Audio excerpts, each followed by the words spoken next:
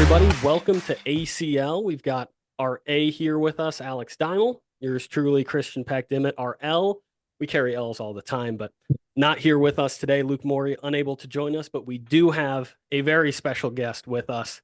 He hits threes. He is planted by industries. He's a newly minted March legend. We've got Oakland guard Jack Gohlke with us. Jack, how you doing? I'm doing awesome. I'm excited to be here, excited to talk to you guys and chop it up a little.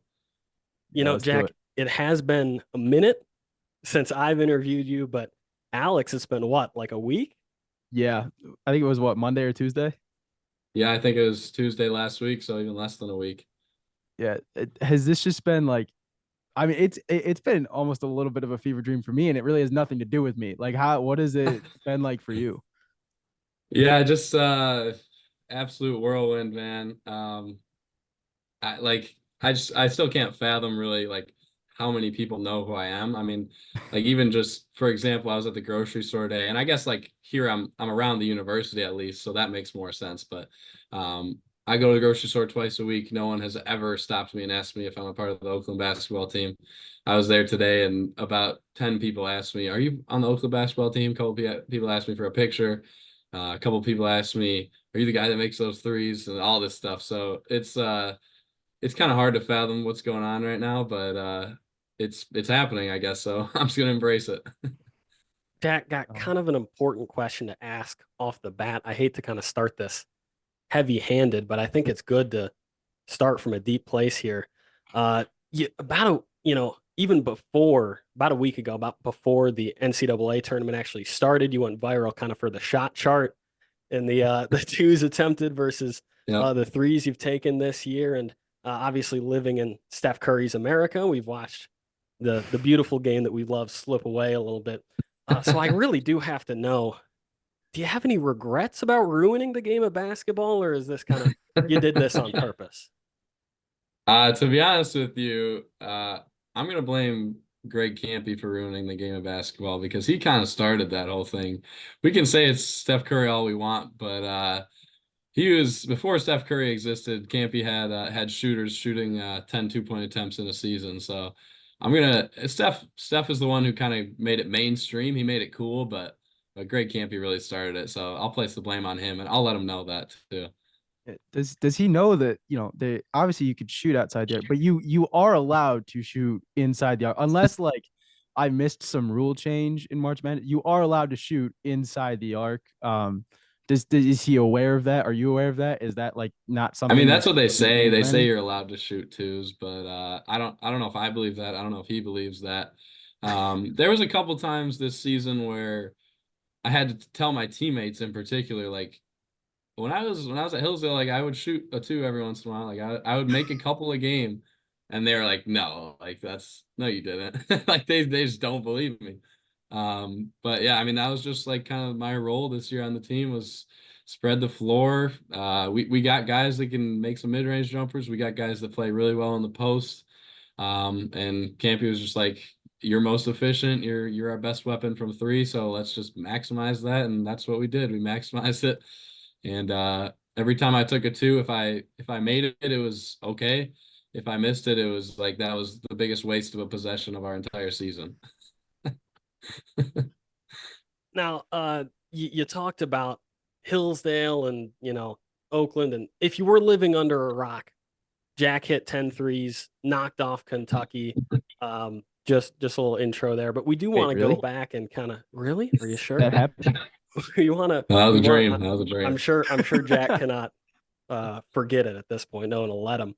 But we want to go back and kind of start at the beginning of your career, walk this up, because this is one of about 1,000 moments or tweets or whatever that have went viral with you and surrounding you in the last Yeah. 48 hours, and all the way back to the high school days up in Wisco. Is this true? You beat Tyler Hero's team in the playoffs. Did you end his high school career? Yeah, we did. That story goes back a long way, man. We ever since there was like organized like school club basketball, I think it started in fifth grade for us. We played Whitnall, the school that he went to. We played him 2, 3 times a year. They were always really good. We were always really good. And there was always a big rivalry there. And as soon as he kind of really burst onto the scene and became what everyone knows him to be now, just a tremendous player, obviously, and a really highly touted high school recruit, that there was really like a rivalry there between my school and his school. And obviously I always wanted to beat him because, I mean, frankly, he was better than me. So I was trying to kind of live up to that. So yeah, there was just so many battles between our two teams, and thankfully we got the last laugh at the end of high school. But I mean, he's probably got 100 million in the bank now, so I think he got the last laugh in the end. Yeah, I mean, depends on how you look at it. I mean, who knows? After this week, maybe you'll catch up. But The I guess NIL deals need to keep rolling in. I guess like going out of high school and then going into recruiting, obviously, you know, the three of us know that Roundy, Coach Tharp, is very heavily in, like, you know, he loved to recruit out of Wisconsin. I believe that's where he played as well, correct? Yeah, Lawrence University. What was kind of that high school recruiting like for you? Did you have many other D2 offers, or was Hillsdale kind of always where you were looking? Hillsdale was it was my only full ride offer. I had other offers, partial scholarships, all that good stuff to Division II schools, but Hillsdale was the full ride, and it was before my high school season started, my senior year, and I kind of wanted to just get it locked in, get it done with, so that I knew where I was going. I didn't have to worry about that stuff. And I mean, Ronnie, don't get me wrong, he gave me a great pitch. Like, I was excited to come to Hillsdale. What I didn't realize is how many people from back home would be excited that I was going to Hillsdale because they get the Imprimis. I didn't know that was coming, as I'm sure all you guys have are aware of, because everyone knows Hillsdale when you least expect it. So that was kind of the story of how I got to Hillsdale, and it was. I remember like going on my visit, and I was like, "Oh, this is cool. Like, this is a normal school." And then I went on a couple different visits, and I was like, "Well, Hillsdale maybe isn't a normal school, but it was cool, and I'm glad I ended up there." That was going to be our next question. Is there are people that are listening or watching that don't know what Hillsdale is, believe it or not, and you hinted at it right there. It's a unique experience. Tiny campus, got obviously right around 1,500 kids. Very unique place, to say the least, to spend 5 years outside of basketball. Going there and being enveloped in the Hillsdale experience is a very, I mean, it's kind of cut off. It's kind of in bumfuck nowhere in Michigan, and you're kind of surrounded by cornfields and basically nothing. Any stories or moments from Hillsdale off the court that kind of stand out to you? Like, yeah, this place is one of a kind. Man, there's so many, dude. One of the things that always stood out to me was in the cafeteria, just the conversations that you would hear people having. Like, I mean, I think us three, like, we consider ourselves pretty normal guys. Like, we're sitting in the cafeteria. What are we gonna be talking about? Like sports, or maybe like movies, or I don't know, just whatever like normal people talk about. Hold on. Are you telling me you don't sit down every day and ask yourself what the good is? What the good Come on, is, man. what's true, what's beautiful. I mean, dude, you would like we're talking Plato versus Socrates here over coffee in the morning. We're talking the Roman Empire over pizza at dinner. Like, I mean, don't get me wrong, some of those classes were definitely interesting. I'm glad I took them. I learned some things, but the extent to the things these people were arguing in the cafeteria is like, I've never once in my life even considered these questions, and they're talking about them for 2 hours. So, I mean, I guess you gotta pay your dues, pay respect to those people. They could make some good podcasts about that stuff, to be honest. That's true. We had kids, wearing like the beanies, the caps. We had kids with canes, like crystal topped canes, walking into class. Yes. You ever watch Lord of the Rings, like the elven like overcoats? They'd like walk around campus barefoot. There's a lot that goes on there. And like the full ponytails, like all the way down, like to like their waist, with the glasses and like the beard. Like I don't even, it literally like Dumbledore. There's Yeah. like 3 different Yep. people now. I feel like I look, I'm like, oh, Dumbledore is still alive. Uh, but yeah, I guess, and I guess on Hillsdale, why is Potter Arena better than Oakland's? I just need to know. Honestly, so here's my take. Don Tim's Potter Arena better than the arena when I was there. But the new court, I'm not a fan of. I don't like the new logo, and I liked the coloring of the old court better. So that's I mean, maybe I'm just biased because that's what I was playing on. Yeah, see, like everyone Listen, I don't have too much against the new logo. I loved the lighter blue. yeah. I like how Yeah. like the color on the football field is. I thought that was sick. I don't really know. I guess the rebrand or whatever. And some of like the new jerseys are pretty cool. But not to, I do a little bit of work in the athletic department, so not to, I'm not trying to lose my job, but it, I No. did kind of like the older logo for sure. No, I don't really like the athletic director very much. So if I could get him fired, that would be nice.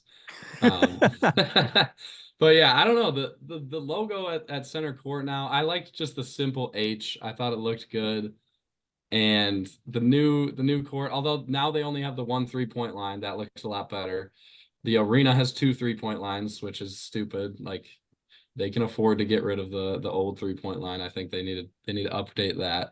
But yeah, I mean the it's great. We had some great games here this year, but I definitely would pick the Potter Arena. It's got a special place in my heart.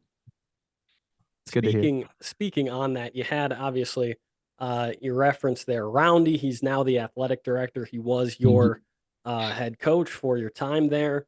Roundy and Campy, obviously 2 very different coaches, zone and man certainly. But talk to me about like the experience you had with the 2 of them, similarities, differences. Yeah, it's interesting. They have a lot of similarities and a lot of differences. Roundy, obviously, you guys know him. He's so like outspoken, and he's gonna be loud. He's gonna be especially in like relationships, like he'll scream your name when he's coming up to you and make all these jokes with you, ask you all these questions. And Campy's kind of the opposite of that. He's very low key, like when especially when he's talking with someone one-on-one, like he doesn't have much to say, pretty quiet. But when it comes to the team setting, he's very similar to Roundy in that well, honestly, the more I think about it, the more I mean, Roundy is kind of in the team setting as he got older, he kind of relinquished control a little bit and let his assistants do more, and he tried to be more of kind of like the program guy rather than like the game manager guy. And he still obviously did a lot with the game plan and things like that, but he knew that the head coach's voice, to be as strong as it needs to be, couldn't really be going 24/7. And Campy's kind of different from that. He likes to have hands on everything, whether it's scouting reports or substitutions or game plans, all that stuff. So they definitely have their differences, but it's funny watching them interact. They're definitely friends, and when I've seen them together, you can kind of see the similarities as well. No. And I guess going away from the athletics and more the academic side, were you? I heard a rumor. Were you president of the accounting club while you were here? Oh my. Technically I was. I was vice president my second to last year, and then my last year I was president. And some would say I had the highest satisfaction ratings in the history of the accounting club. Others might say that was because we only held 1 or 2 meetings the entire year and no one really knew it existed. But that's neither here nor there. I passed along the reins, and I'm sure they're doing a terrific job with it this year. I'm sure they had 20 meetings, but the more meetings you have, the less people enjoy your club when it's about accounting. So fair enough. Well, the reason I ask is obviously must be pretty good at accounting if you're president of the club. Have you taken any type of post grad job yet? And if you have you told them that you have to reject the offer now since the draft is coming up in July or June, July? I have not taken any jobs. Actually, I got a job, some Oakland fan after the game the other day, Saturday night, just came up to me and he's like, if you need a job, like I'll hire you right now. I was like, well, yeah, I appreciate it, man, but I'm trying to go play basketball still, whatever. But yeah, no, I don't have any jobs lined up right now, but hey, maybe if NBA teams come calling and they want to take me on draft night, I'm not going to say no. Yeah, I think, Christian, I think has, I don't follow the NBA as much, but I think, Christian would never want you to go to the Pistons ever. That would be the worst thing in the world for him. it'd be a beautiful thing. I'm telling you that now. And you would be one of the older players on their roster, but it would That's you'd probably provide true. a veteran presence. I Probably do. played more basketball than half their roster, maybe more. Which I is do crazy. hate to feed into the accounting and the insurance job jokes. That No, it's should all get fair him. game. Was it Coach Campy that said you're getting your teammates singing little jingles at you and stuff at practice? Man. So we're at dinner before our Saturday game. It's Friday night. We're at a nice dinner. Campy took us to a nice steakhouse. And I don't know who brought it up. I mean, everyone had seen like the memes already and all that stuff. But all of a sudden they just start singing like the State Farm jingle to me. They're like, I'm Jake from State Farm, and we're in like a back room with like we had a big party with us at this point because a lot of people were traveling to Pittsburgh for the game, whether they're athletic department people or all that stuff. So everyone's just staring at us like, what's the team doing in the corner here? And they just start singing the State Farm jingle to me, and they were loving it. I guess I was kind of just at their mercy at that point until they stopped. You do so well that they have to give you shit now. Oh yeah, they got to tear me down or something. I guess that's how it goes. It is also it's kind of cool to think about. I don't know how much of like the whole world knows, but you are not the former Charger that was playing in the tournament. You're actually not even the former Charger that was involved in the tournament. Pat Cartier, for those of you who don't know, was playing for the Colorado State Rams. Actually, your old roommate, correct? Yep. Correct. And there was I'm forgetting. I don't know if you know his name. I'm forgetting his name, but Roundy told me about him. He's an assistant coach for Nevada now. Yeah, I'm not sure. I don't know him either. I forget the name. I apologize to that guy if he's listening. But I mean, obviously, like being roommates with him, spending 3 or 4 years with him here, and then you guys both competing in this tournament. I know we talked a little bit about it on Monday, but especially like after the fact, just what has it been like to not only have this opportunity for you, but know that a guy that's one of your closest friends is getting that same opportunity? Yeah, it's super cool, man, and I was glad that they played Tuesday night, so I was able to watch because obviously their game on Thursday was right when my game was, so didn't see any of that, and after seeing the result, did not go back to rewatch it. But to know to be able to watch his Tuesday game and see them win a tournament game against Virginia. Obviously, Virginia didn't have their best night, but I mean, still to beat an ACC team in a tournament game is pretty cool. And I got to play in that arena in Dayton this year, and it's a terrific venue. So I'm sure they had a great experience there. He was sending me videos of them on the tarmac, like at 2 a.m. about to get on their flight to North Carolina. So just the scenes of that was really cool and something that I was happy to see him experience because he deserved it. He earned it. Obviously a tremendous 4 years at Hillsdale and 2 really good years at Colorado State as well. And to be able to make the NCAA tournament, I don't think it's something that either of us could have possibly expected at the beginning of our Hillsdale careers. And to see both of us do it now in our 6th year of stretched out eligibility was pretty cool. Now, of course, you both redshirted that first year, ended up spending 4 years together. Then he transferred and you transferred the year after. Basketball or not, got any good Pat stories? Oh my gosh, do I have any good Pat stories? I'll tell you, I think this is probably the best Pat story I have, and it involves Jacob and Goby as well. So we are in West Virginia at the NCAA tournament in 2022. No, 21. So this was my 3rd year. So 19. Gotcha. Yeah. Yeah, 2021. And this is during COVID.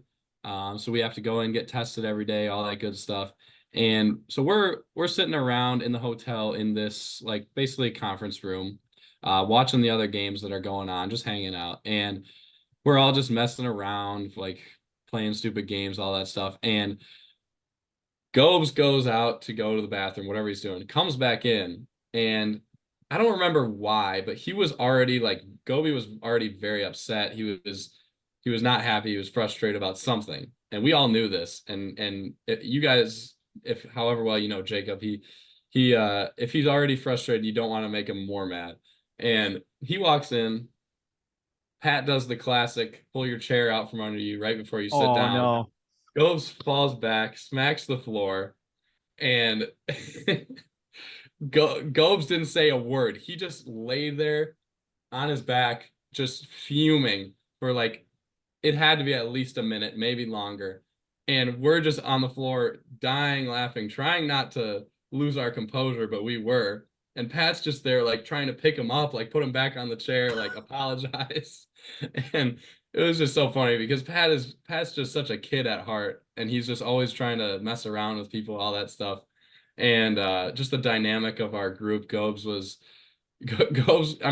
mess around too, but when he was not ready for it, you did not want to mess with him. So then he stormed off to his room the rest of the night. Pat's trying to apologize to him the entire time. Yeah, there's so many times where Pat just did the wrong thing in the wrong moment, and it just didn't work out. That's awesome. But no, it's funny. I like it is kind of crazy. Just you guys grew up what 20-30 minutes away from each other and didn't Literally really like know each other? 9 minutes away. That's nuts. Yeah, we grew up 9 minutes away, and we knew who each other was by the end of high school just because of going to Hillsdale and all that stuff.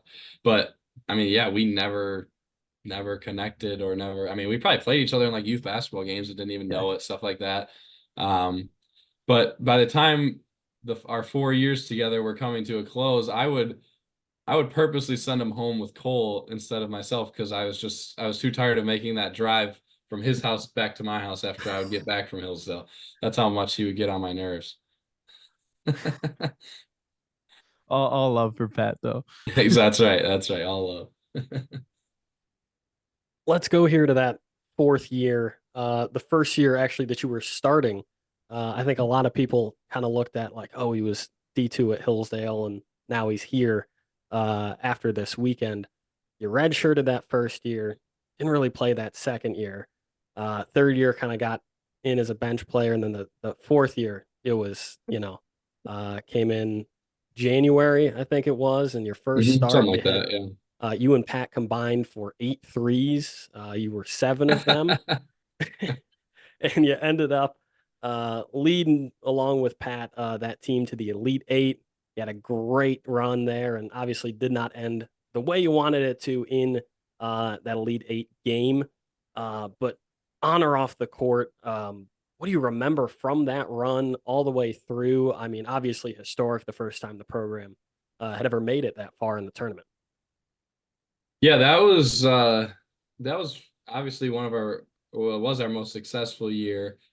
So many great memories from that year. I think that year has a lot of parallels to my season this year at Oakland, team wise, just because we went to Greece before that season at Hillsdale. We went to Italy this year before our year, and that just helps the team so much. I mean, you go into then your preseason workouts and you already are best friends. You already know pretty much everything about each other. You're not trying to feel each other out anymore. You're already so connected. And so that's really important. And then that run at Hillsdale that year, I mean, first off, Tavon Brown, he started the first half of the season and we were kind of struggling, and credit to him, he's one of the best teammates I've ever had. He handled transitioning to the bench when I replaced him as a starter like an absolute champ, and still contributed mightily to the rest of our season. I mean, when we went to Walsh the first time that season for the conference tournament, and we played Cedarville, and we lost in epic fashion. And we were winning that we I think we were up like 10 or something with a couple minutes left. Blew that lead, had a chance to score with the game on the line at the end, turned it over, they score, and we're going home, and we're like, well, we really hope we make the NCAA tournament. I remember we're in the locker room, and Roundy's like, you guys better pray to whatever God you believe in that you make the NCAA tournament, because that was a horrible way to end. It was a horrible way to end that game and that conference tournament. And I'll never forget him saying that to us in the locker room, because we all thought we were in for sure.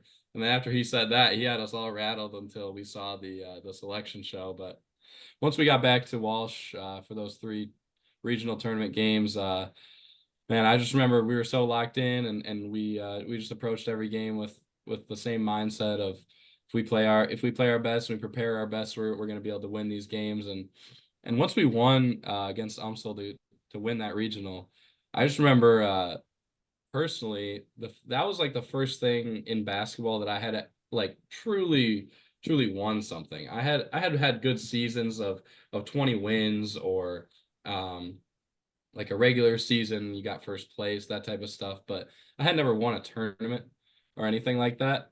And to achieve that really felt good, and that's still to this day my favorite like team tournament accomplishment, just because I'll never forget that first one. And couldn't have done it with a better group of guys. Obviously, we talked about Pat, we talked about Jacob a little bit, but all those guys on that team, we fit together so well, and I think that's why we had a lot of success, and we're able to go to Evansville. That's sick. I guess like, and then transitioning, obviously you had the Elite Eight in the next year. I believe tied the school record for the most threes with the same amount that you hit against Kentucky. So Yep. kind of a deja vu feeling there. Nothing new. And then obviously after last year, deciding to go to Oakland, what kind of made you pick going up to be a Golden Grizzly? Was it much of Coach Campy? Did you have any other offers? Yeah, so I had a couple other offers. Lipscomb was one of them down in Nashville. They're in the ASUN, SIU, in the Ohio Valley, and a couple like small schools out east. So it was really between Lipscomb and Oakland, but Roundy knew Campy already, so he had that connection. He told me like I would be taking care of all that stuff, and I mean, just as soon as I heard from Oakland, I knew I wanted to go there. It was a place that was always going to be a good fit for me, basketball wise, and I was just trying to figure out pretty much if it was going to be good for me, team wise, and you know, with the guys and the coaching staff and all that stuff. And couldn't be more happy with how it turned out. The guys, for a 1-year thing, I never expected to be this close with all my teammates. Just truly a tremendous group of guys, like a group that what I would have found at Hillsdale in one of my 5 years, just where everyone gets along and that type of thing. And to have that with a bunch of transfers is really cool. So yeah, it was a pretty quick process. I mean, Coach Campy and the assistants showed me some videos of the past shooters that they had, where there's Max Hooper, Travis Bader, a bunch of legends here who would just chuck threes. And when I watch those type of things, I'm like, hey man, that looks pretty good to me. I'm not going to be able to turn that down. So yeah, he just kind of pretty much gave me the keys to this role, and I knew that there was going to be other guys and that would be stars in their role, and that things would work out. It sounds pretty good to me. That's awesome. Yeah. I think there are a lot of people, myself included, who are kind of just wondering how the portal works. Obviously, the transfer portal is not new, but the way it works now and has worked for the past few years, very different, especially with the addition of NIL. It's a whole new landscape, not just for college basketball, but football and everything else, really. I think in my head, it's kind of, LinkedIn with basketball highlights type of thing. I could be way off, kind of. Yeah. What was your experience in the portal like? What do you actually have to do? You say, okay, I'm going to transfer. I remember you saying, I'm not ready to give up basketball yet. That's great. What do you actually have to do? Yeah. It's honestly, the portal itself is extremely basic. Like you go to your compliance officer at your school, tell them you want to transfer. Obviously, hopefully you had already talked to your coach at this point, but you don't technically have to.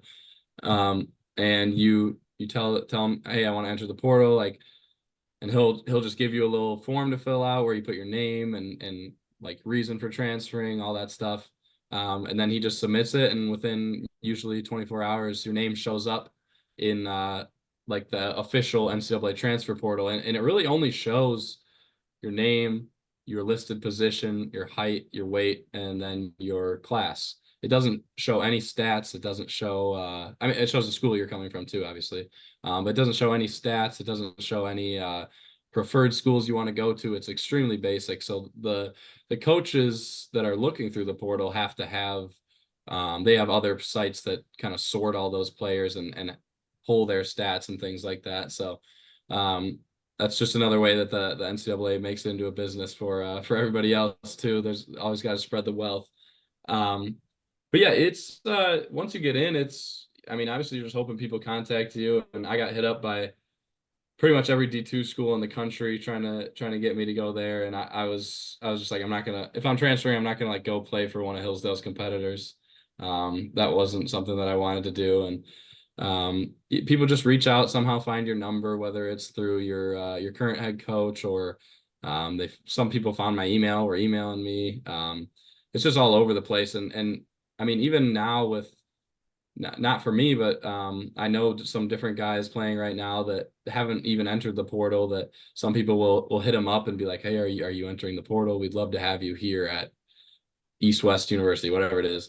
And it's just crazy, like how it's really that NBA tampering landscape, except there's no real repercussions for it in terms of losing a draft pick or something like that. Like these coaches, especially these high major programs, are recruiting their opponents year round, to be honest with you. That's crazy. I don't is. know. I can't imagine, like, you know, you're done playing a game and then the Walsh head coach is like, you're gonna come play for me next year. That's pretty much how it is. It's crazy.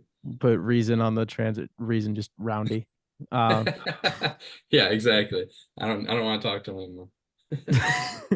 But no, and then I guess like did do a little bit of due diligence going into just what the last week has been. Obviously I did see like an interview, just like your phone has just probably just been off the charts ever since that day. What's like, have you been able to comb through like at least like half of those texts yet, or what's that been like? Yeah, I tried to so after our game Saturday, I was just hanging out with my teammates and friends who had came and stuff like that.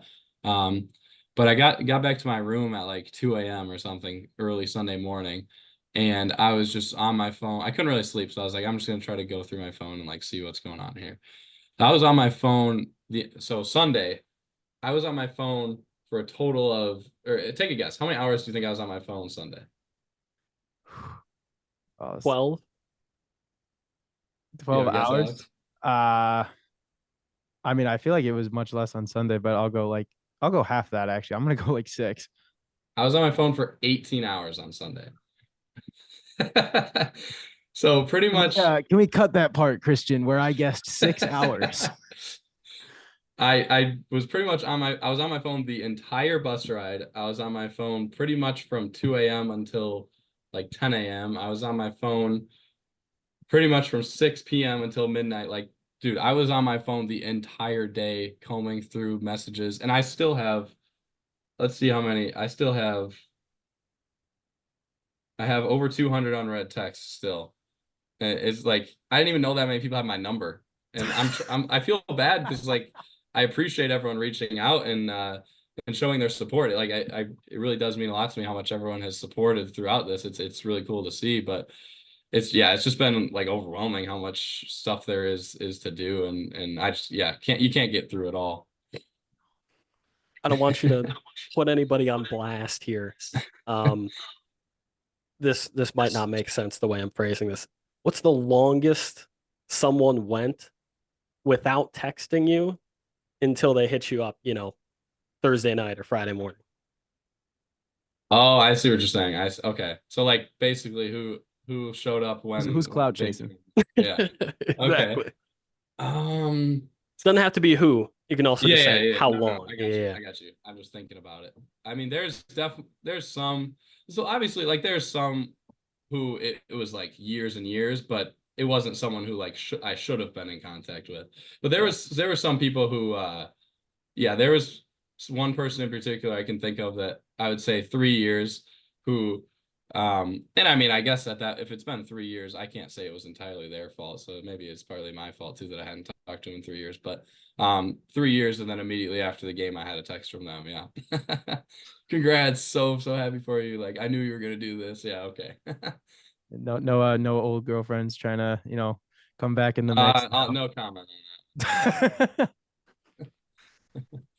But no, what if there is one, like who's been the coolest person to reach out? Obviously, like you've had a lot of the NIL stuff, but are there any like particular people that like you might have looked up to growing up that have just been like, hey, like hell of a job? Yeah. Yeah, there was definitely some that was really cool. So JJ Watt made me a video. I'm not sure if you've seen that. That was pretty cool. Obviously Pewaukee legend and yeah. And NFL superstar, 3-time defensive player of the year. That was cool. For me, like the coolest person that I got to talk to didn't obviously text me because he didn't have my number, but right after the game, I got to go on Scott Van Pelt with Coach Campy. And that was super cool. He's one of those people that I've always looked up to, always watched his show, thought his stuff is really cool. And to be on his show and for him to be like excited to have me on, that was really sweet. Yeah. I do have to ask really quickly, what's it like? I don't know if you saw the clip. Obviously you were on a PMT. What was it like having Big Cat ask if he could adopt you at 25 years old? Dude, that was an interesting one. I'm actually, the part of my take was really fun. I actually left the interview with them thinking like, I don't know if that was that great. Like I don't know if I killed that. And all my buddies, they said it was really good. So I hope everyone enjoyed it. I hope everyone thought it was good. But yeah, it was really cool to be on Barstool. Cool to be with Pat McAfee. Those two obviously like two of the biggest sports shows out there. So yeah, to be on those was kind of surreal. And I'm actually going Thursday to the Barstool office in Chicago and going to film some stuff with them. So that'll be cool. Against Jerry? I think we might be doing something like that. I'm not exactly sure what we'll be doing, but yeah, film some videos, watch the games on Thursday night with them. So that'll be fun. That'll be sick. I know something that came out of that was you saying you've just got like friends running your NIL deals. You like self-appointed some agents. Oh you got to walk me through this here, dude. So obviously I come out of the game Thursday. I didn't even want to check my phone because I knew that shit was blowing up. And once I finally open it that night, I'm like, I can't like look through all this stuff. I got like thousands of DMs on Instagram and emails and all this stuff. So that a couple of my buddies from home they were there at the game. So they were staying until the next game Saturday. So like, well, we don't really have anything to do Friday. Like, is there anything we can help with? And I was just like, all right. So we set up an email, put it in my Instagram bio. And so these two idiots just go through my bio and are emailing back TurboTax and all these places, like negotiating with them and stuff. And we have no idea what we're doing. We don't know like what's a good amount of money, like where should I post this, like all that stuff. So yeah, it's honestly like I'm kind of happy that's how it went down because like it's such a good story. And especially like 10, 20 years from now when we're thinking back on it, we're just gonna be like, yeah, like we were just negotiating with like Buffalo Wild Wings and TurboTax about these stupid NIL deals and stuff like that. So it's definitely been funny and it's been a cool experience. Just imagining if one of your boys just somehow becomes like a super agent and that's how he got his start. Like one of those just NIL just like gurus. Yeah, it's I mean, it's definitely possible. The one who's been doing it, so there's two of them, but one of them's kind of been doing the most of it. And it's just like, dude, he actually did a really good job with the Buffalo Wild Wings one.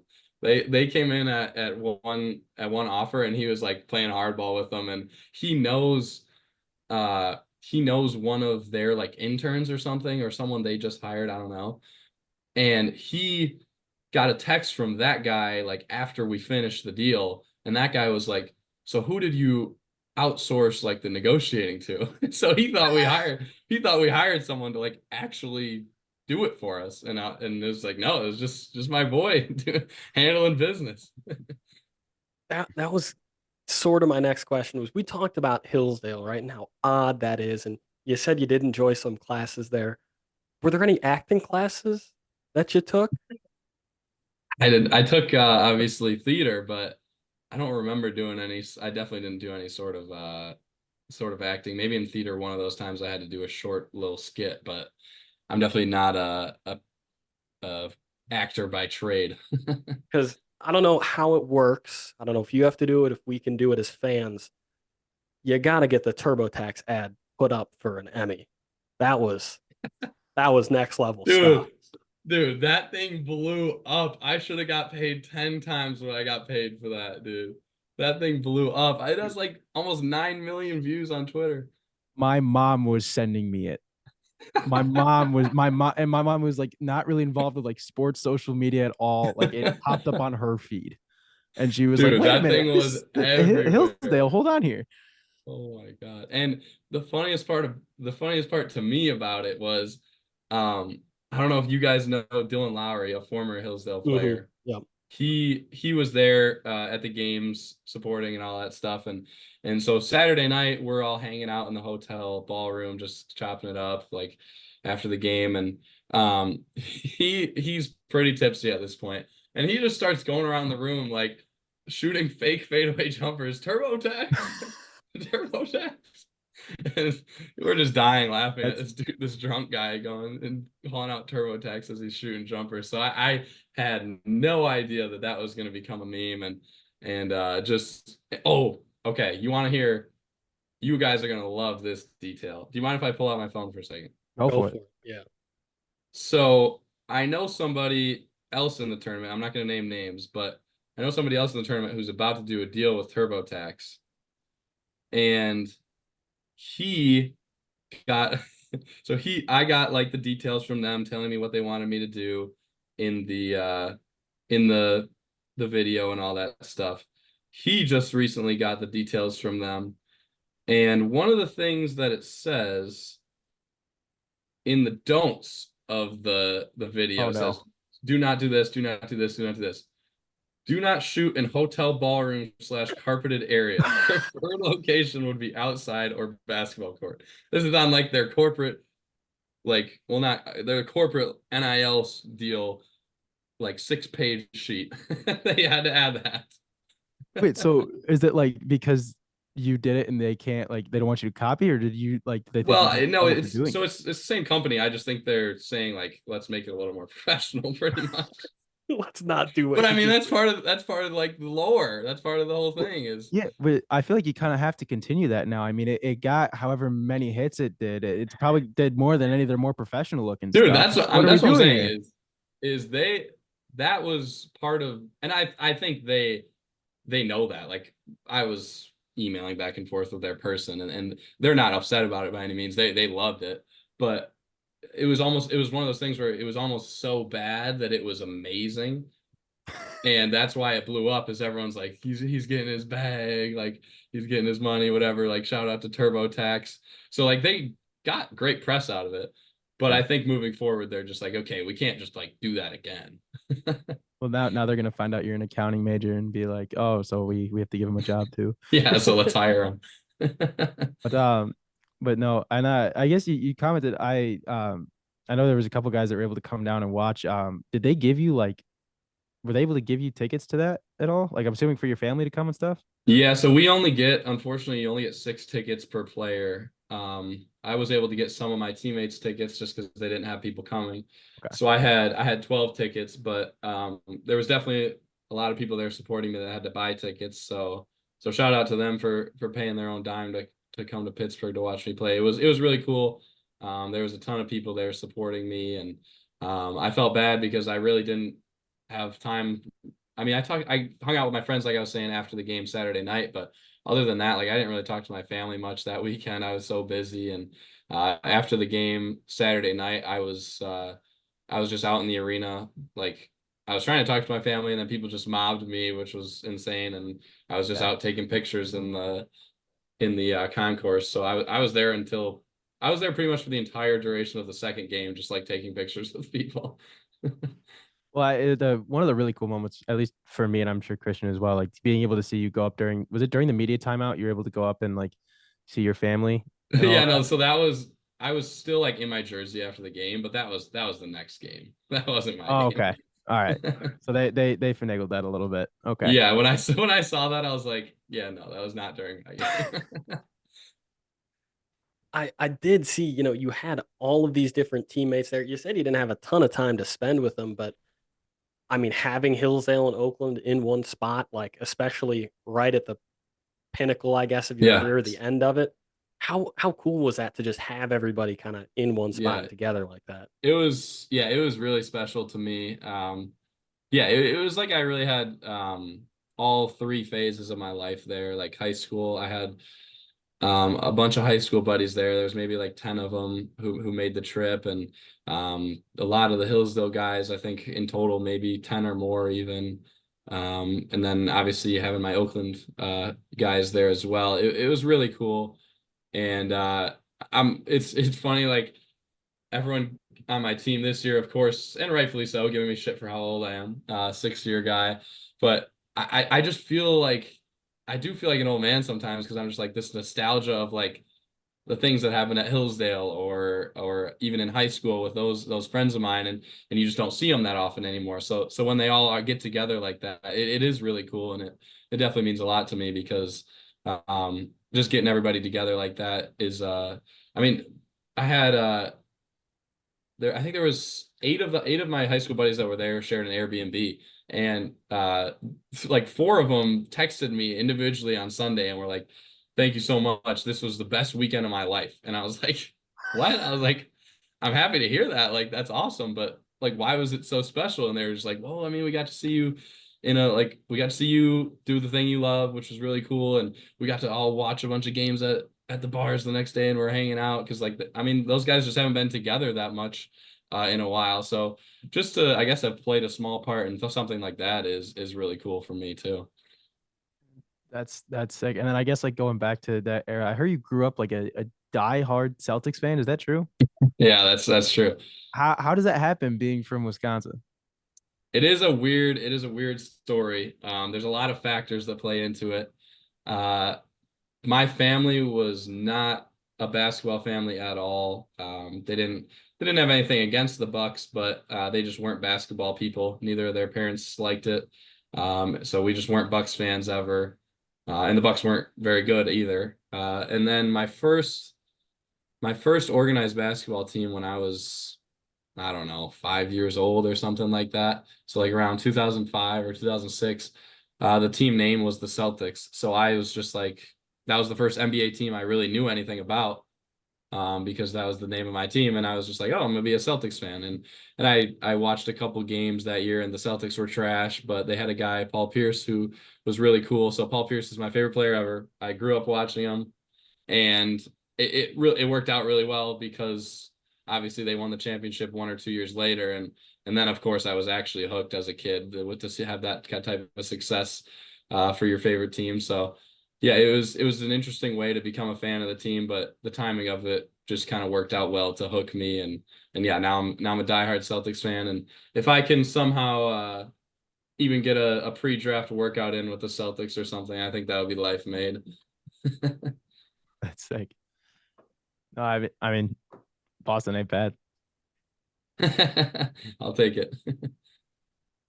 Now we're going back here to, you had everybody in one place.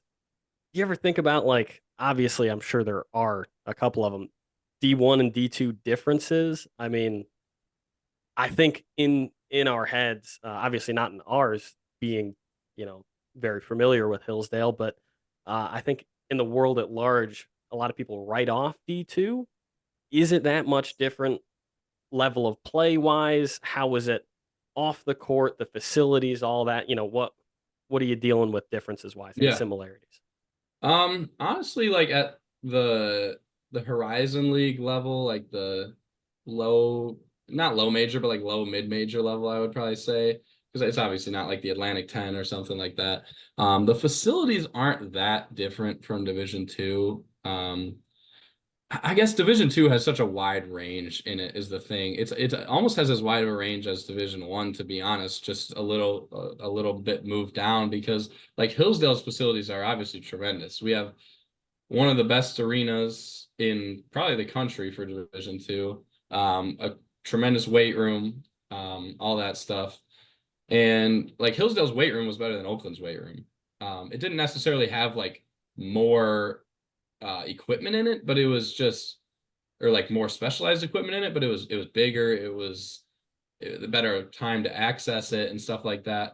I would say like a lot of the facilities at the Division one level, the mid-major level are a little nicer, but they're kind of in the phase of getting upgraded because that's kind of important now because as teams start to get practice facilities and stuff like that, that's becomes a recruiting tool. So Oakland's trying to get their own right now, but yeah, I mean, especially in terms of like the play, the high level of D2 is every high level D2 team has, I would say, 3 guys that could play D1, maybe even more than that. And there's a lot of different levels of D1. Like the worst D1 conferences, I think like one of our Hillsdale teams could have maybe not won the conference, but could have very well gotten the top 3 of those bad conferences.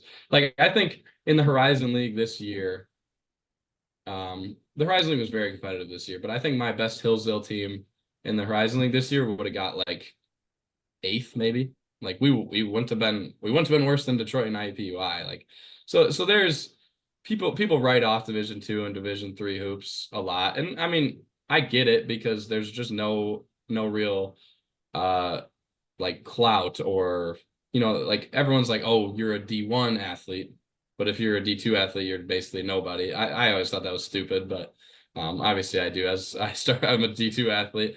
So yeah, I think you find great athletes at any level, but the biggest difference is always just what you see. It's the athleticism. I mean, there's guys in D2 that are super skilled, but just not the same level of athletes or size as the guys in Division 1.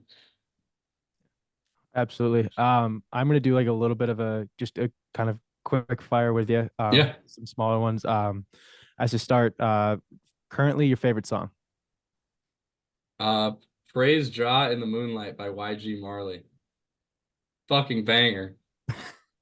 Favorite pregame meal. I like to keep it simple, just like eggs and mashed, or not mashed potatoes. Eggs and like hash browns is the word I'm looking for, and some fruit. Favorite non-accounting class you took at Hillsdale. Does racquetball count? 1000%. Great Who class. taught racquetball? Kevin Bradley, assistant coach. That's awesome. Head coach, that's true. Head coach now.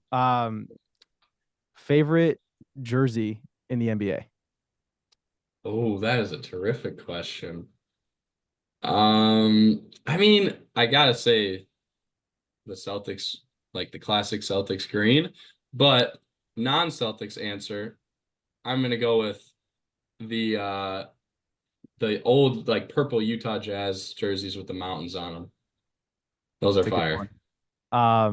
If you weren't playing basketball, what would be like your best sport or favorite sport? I always loved playing soccer as a kid. I don't know if I would actually be good at it, but I love to play it. Okay. I mean, I think I slightly or a little bit remember y'all playing IM soccer here a little. Yeah, and don't ask my teammates how that turned out because they were not happy with me.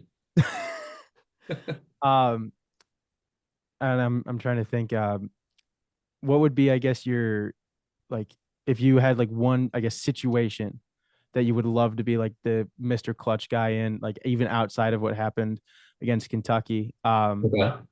Like what would be like, where would you kind of rely on yourself? Like, would it be, full court shot, half court shot, free throws. What would be like the most like, I guess, Or am I the most confident?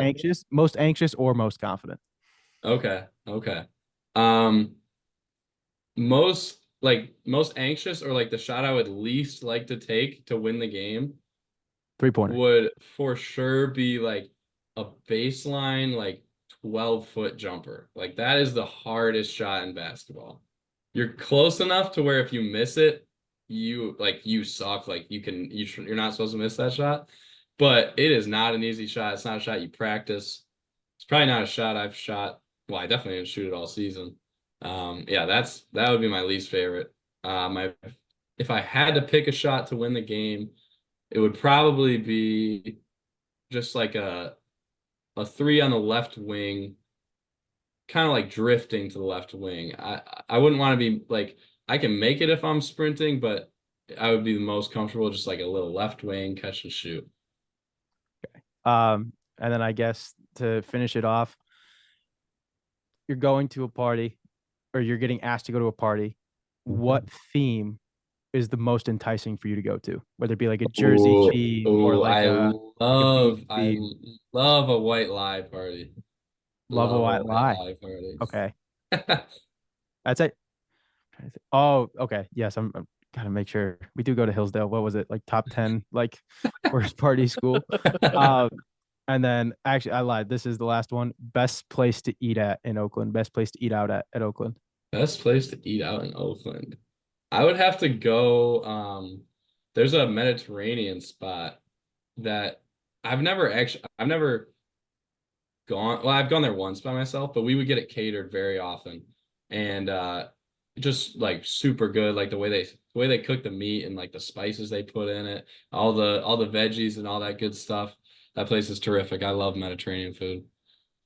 I got two quick hitters here. Okay. To jump off of Alex. I did not know any of those he was about to ask, by the way. So I'm reacting the same way. Yeah, I'm sure there were a lot of white lie parties at Hillsdale. But firstly, I don't mean to put you on blast here because you're not from Wisco, but apparently Oakland's got like some sort of argument within itself, like where it is, like Auburn Hills, Rochester Hills. Where is Oakland U? Oakland U, in my opinion, is in Rochester Hills, Michigan, because that is where my apartment is on campus and my address is Rochester Hills. And I don't know how anyone argues that, because that's what all the addresses of the buildings are. But when I first got here, people told me it was Auburn Hills. And Auburn Hills is like, I think it's the street over. Like it's the street that runs past campus. The opposite side of it is Auburn Hills. But like all the addresses are Rochester Hills. So I don't really know how you could argue that. Nate Bruhan would love that answer. But I've got one more for you, and this isn't less of a quick hitter. Take it wherever you want. You got an old nickname from Hillsdale, BJ. And for all the times that I interviewed you, that we talked at Hillsdale, whatever reason, I never asked you. I got to know where it's from. Yep. So that goes way, way, way back to a summer tournament that I was invited to before I even got to Hillsdale. It was like the summer going into my first year at Hillsdale, and some of the guys that were on the team the previous year were playing in a basically just a summer tournament in Oshkosh, Wisconsin, and they invited me to come up and play with them, kind of get to know them a little bit. So that was exciting for me, cool experience to get to know the guys and play a little bit with them. And they were just asking me one of the days, like, what do you like to do for fun? Like, what do you do with your friends? All that stuff. And I thought I was being cool. I was like trying to get them to like me. I was like, oh, like I love to play blackjack. Like blackjack's my favorite thing to do. So immediately Stedman Lowry, who had graduated at that point but was playing with them in this tournament, was like, okay, blackjack, BJ, we'll call you BJ. So for whatever reason, that just stuck extremely well ever since. And I've heard BJ, I've heard Beej, I've heard any different combination of anything, blackjack. I'm sure you can imagine the other names that people would call me. So I've heard it all. And yeah, I don't really know how it stuck so well, but there's a ton of guys on our team that would always have some weird nicknames. So yeah, that was always mine. And And I do remember just going home, and there was a friend of mine whose name was actually BJ. And the first time I went home, people were talking to him. I just like kept responding. And my friends from home, of course, have no idea why I'm responding to that. So they're like, what's going on? And I'm like, oh, everyone's talking to me. Like, I need to answer this question. And it really messed me up for my first summer back. There you go. And then I guess to finish it off, a little bit of a hypothetical scenario here. So if you could go back, let's say you and I just hung up the phone a week ago. If you could go back and give that kid one piece of advice about this next week, what would it be and why? I appreciate you calling me a kid. I'll take that. Everyone's been calling me an old man lately. That's a great question. Honestly, like I wish we were in the Sweet 16. Like that would be amazing. But I'm pretty happy with how everything turned out. Like obviously the Kentucky game was a tremendous experience. It was super cool. And overall, like I'm pretty happy with myself and how I handled the situation of everything that was getting thrown at me. I feel like I represented myself pretty well. I didn't say anything stupid in interviews, stuff like that.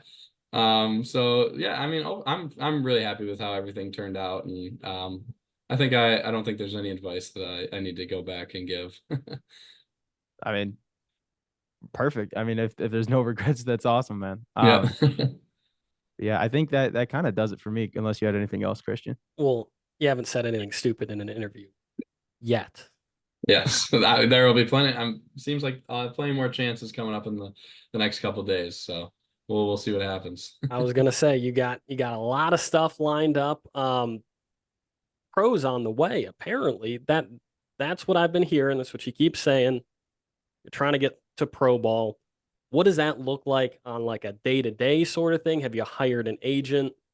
Moving forward from here, after Jack Gohlke leaves this podcast, what is he trying to do?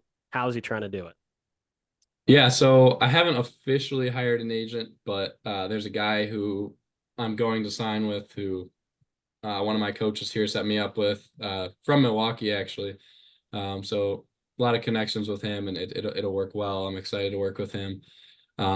Just gonna be, just pretty much back to workouts and stuff pretty soon here, because the process for your first pro season starts pretty early with hopefully get some workouts with NBA teams, and just because you get a workout with an NBA team doesn't mean obviously like you're going to get drafted. They bring in a lot of guys, and it's kind of just there's some relationship building that goes along with it. So that's important. Hopefully get some of those workouts and kind of get to see what that's all about. And then maybe if those go well, I could earn myself a spot in the summer league. That would be really cool.